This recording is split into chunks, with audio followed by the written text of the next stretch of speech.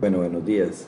Vean, con respecto a la aplicación del instrumento de medición sumativa que corresponde a esta semana, se enfoca meramente en las guías del mes de agosto. En lo que estábamos viendo era función exponencial, función logarítmica, algunas propiedades de la función logarítmica, simplificar expresiones logarítmicas. Eso fue básicamente lo que nos enfocamos en el instrumento de medición. Para ello, lo que vamos a hacer es retomar nuevamente esas guías. En el caso de la función exponencial tenemos como criterio esta expresión f de x igual a la x, donde la condición necesaria para que sea una función exponencial es que a, que se llama base, tiene que ser un número positivo, diferente de 0 y diferente de 1. X, que es el exponente, tiene que ser meramente una variable. Ejemplo, este es el criterio de la función exponencial, donde a se llama base y x exponente. Resulta ser de que la base tiene que ser positiva, tiene que ser diferente de 0, tiene que ser diferente de 1. La base no puede ser 0 ni puede ser 1 y tiene que ser un número positivo. El exponente tiene que ser una letra. Estas serían las condiciones para que sea considerado una función exponencial. Si la base es negativa, no cumpliría la condición, tiene que ser positiva. Si la base es diferente de 0 y diferente de 1, cumple las condiciones, pero si me da 0, me da 1, ya no es una función exponencial. La base tiene que ser un número positivo diferente de 0 y diferente de 1. El exponente, la única condición es que sea una letra. Dentro de la primera actividad que teníamos en la guía, teníamos que identificar cuáles de estas expresiones que tenemos acá corresponden a funciones exponenciales y cuáles no. Entonces era nada más escribir sí, no, dependiendo si cumplían o no cumplían las condiciones para que fuera una función exponencial. De igual manera, dentro del instrumento de medición sumativa, dentro de estos 4 ejercicios, tenemos que tener en consideración cuál sí corresponde y cuál no corresponde a una función exponencial. Ahora, si les he estado mencionando que la base tiene que ser un número positivo, número, no una letra, hay situaciones especiales, por ejemplo, pi, o por ejemplo, Euler. Pi es 3,14, es considerado un número. E, que es el número Euler, es 2,71 y también es considerado como un número. Y entonces entra dentro de las condiciones de que la base sea un número. Otra de las cosas que teníamos que considerar dentro de la función exponencial es cuándo es creciente y cuándo es decreciente, el régimen de variación. Dice que va a ser creciente cuando la base es mayor que 1 y es decreciente cuando la base está entre 0 y 1. Por ejemplo, yo tengo que identificar cuál es la base. La base es el número, porque recordemos que la base tenía que ser un número, tiene que ser positivo, no puede ser negativo. Y tiene que ser diferente de 0 y de 1, no puede ser 0 ni 1. Entonces la base aquí es 2. El dos es mayor que 1. Por lo tanto, entonces, esta expresión es creciente. Si yo veo este otro ejemplo de acá, la base es un medio. Yo puedo utilizar la calculadora, colocar un medio en la calculadora y verificar cuál es el resultado en decimales si no lo manejamos. Dice que es 0,5.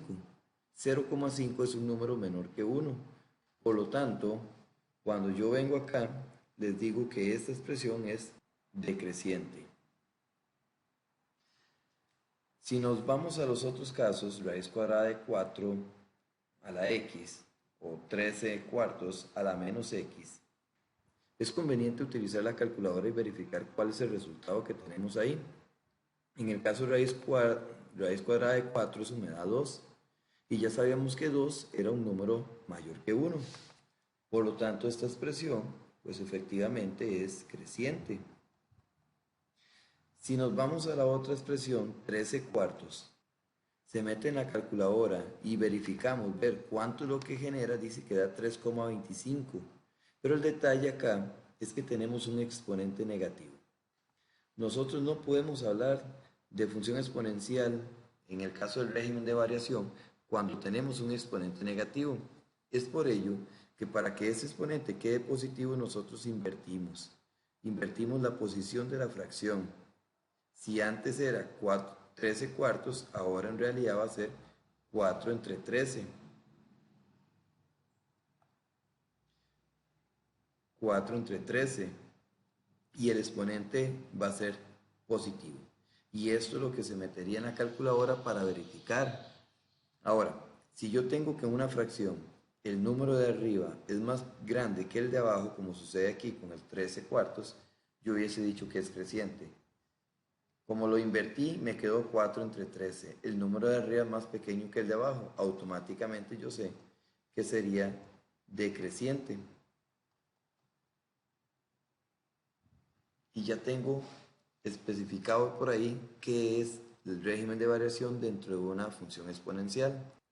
Que precisamente por acá tenía que identificar el régimen de variación de cada uno de estos ejercicios que tengo por ahí. De función exponencial, decir si es creciente o es decreciente.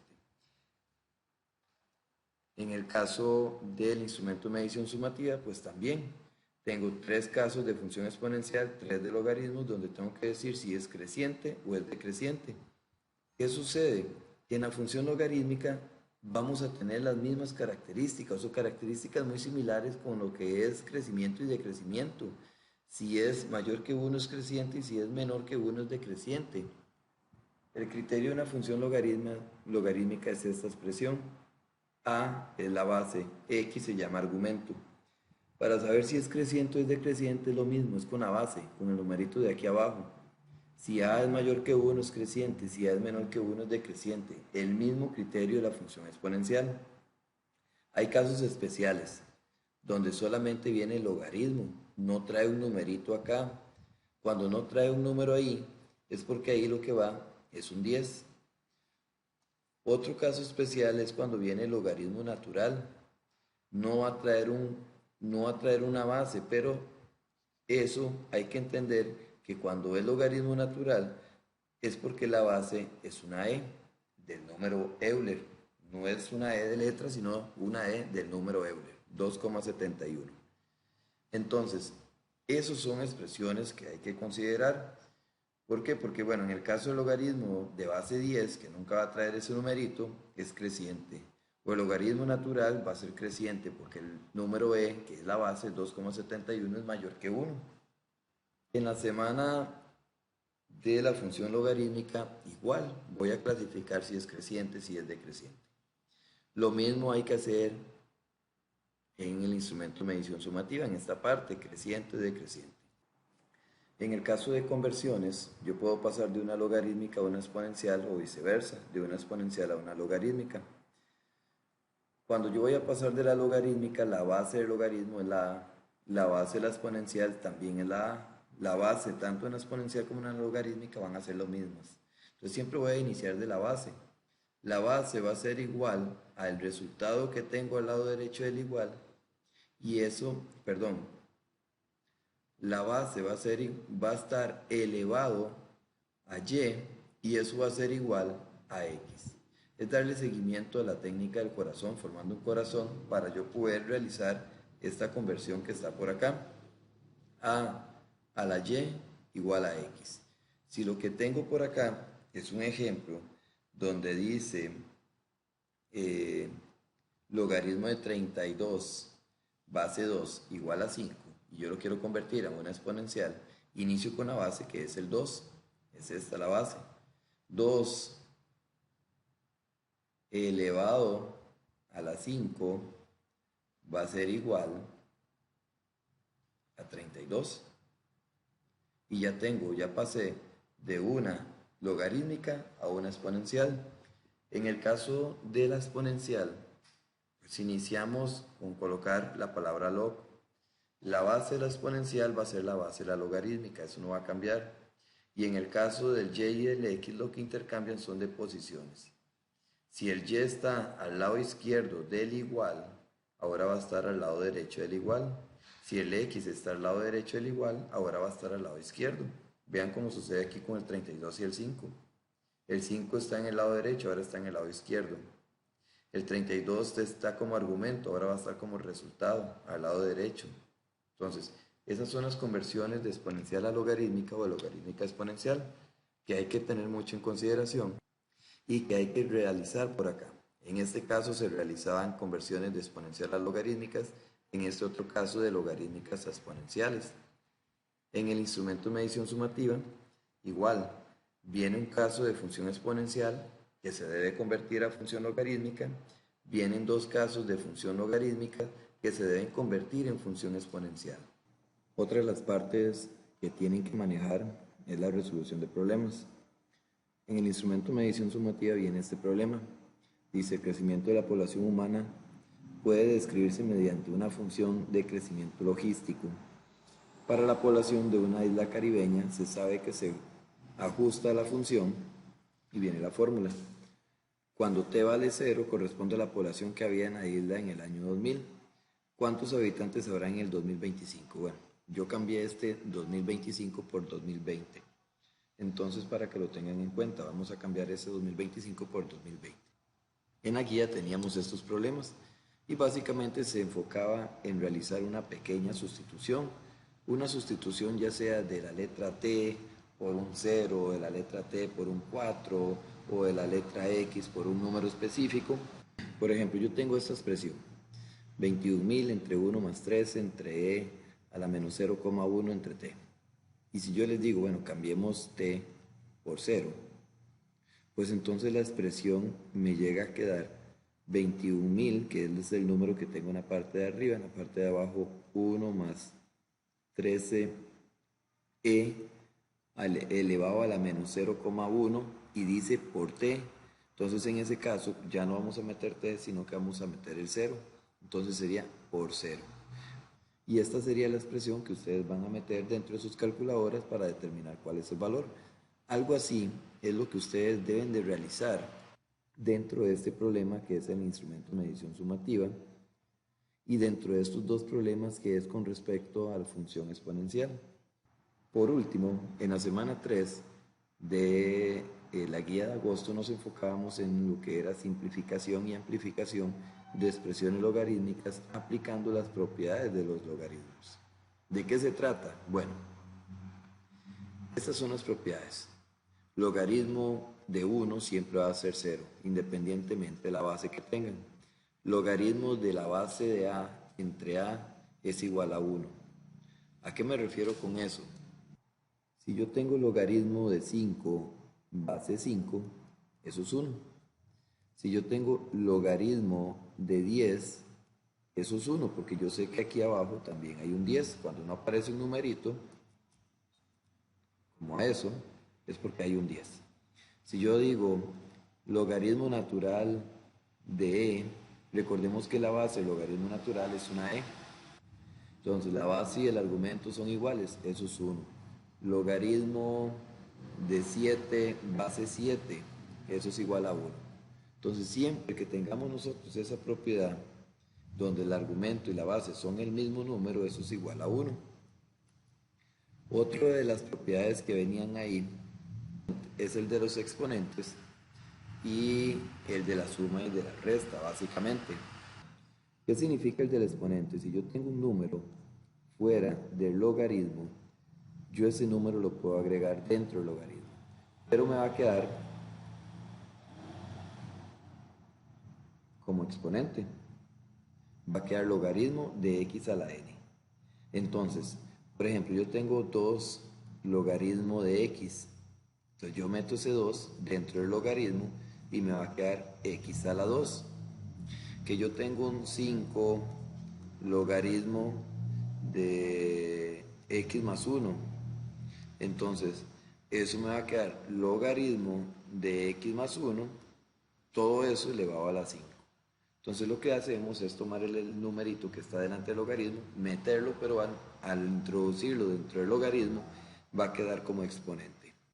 Luego tenemos la propiedad que si dos logaritmos están siendo separados por una suma, yo puedo unir esos dos logaritmos en una multiplicación. Logaritmo de A por logaritmo de B. Y ya tengo la unión. Ejemplo, tengo logaritmo de 3 más logaritmo de X. Yo quiero unirlos, como es una suma, entonces me va a quedar logaritmo de 3X. Y ahí quedaría en una multiplicación, unidos en una multiplicación.